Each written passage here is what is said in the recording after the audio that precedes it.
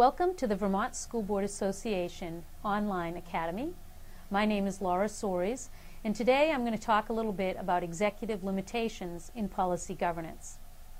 Policy governance boards create policies in 4 different areas, one of which is called executive limitations. Now, while ends is the most important of the different quadrants of policies, why we exist, what difference we're going to make for students, the board has an equal obligation to make sure that the district operates appropriately. The district needs to make sure that it has financial health, that people are treated appropriately, and so the district and the board has to worry about operations. In policy governance, the board does this by creating negative policies. This is the only policy area that's negative. It is a bit awkward at first and it takes a while getting used to.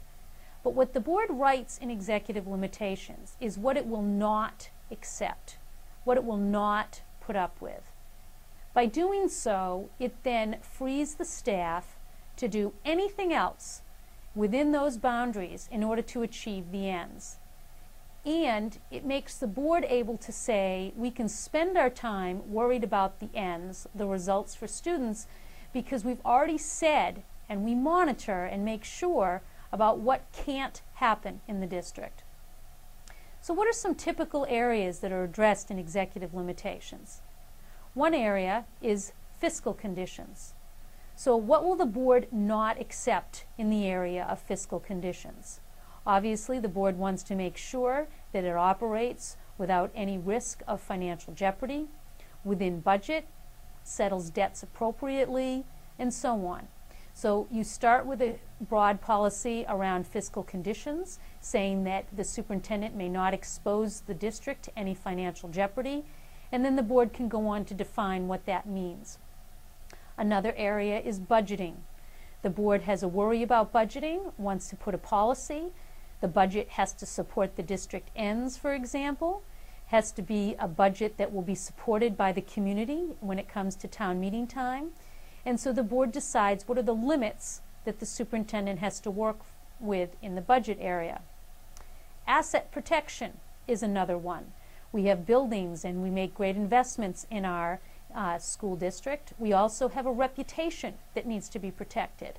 And so we say up front what will not be allowed, and that what not will be allowed is to risk our assets. Another area is compensation. What will we not allow in the area of compensation? Treatment of staff, treatment of students and parents and community. In this treatment area, we want to make sure that our employees and our students and parents and community are treated with respect, treated fairly, have avenues to address grievances, and understand up front what their role is and how the district will work with them. Also, we want to make sure if something happened to the superintendent, the hit by a bus scenario, that the district can keep operating. So we want a plan in place that would not have the district be in any kind of jeopardy should it suddenly be without superintendent services. And finally, another typical area in executive limitations is keeping the board informed. So this would be written that the board may not be uninformed, and it requires the superintendent to make sure that the board is aware of whatever issues the board decides it needs to know. Substantial changes to programs, when we're going to have media, negative or positive, when we may be in a lawsuit situation, perhaps when a large gift has been received by the board. So the board in policy governance spends quite a bit of time up front determining what is it that the board needs to say to make sure that this district operates appropriately. And in policy governance, we have some model policies that you can start with and then customize to fit your own district. Once you've created these, of course, you need to monitor them. You need to make sure that the district really is staying within the limits. And on a future session, we'll talk about monitoring. Thank you for tuning in.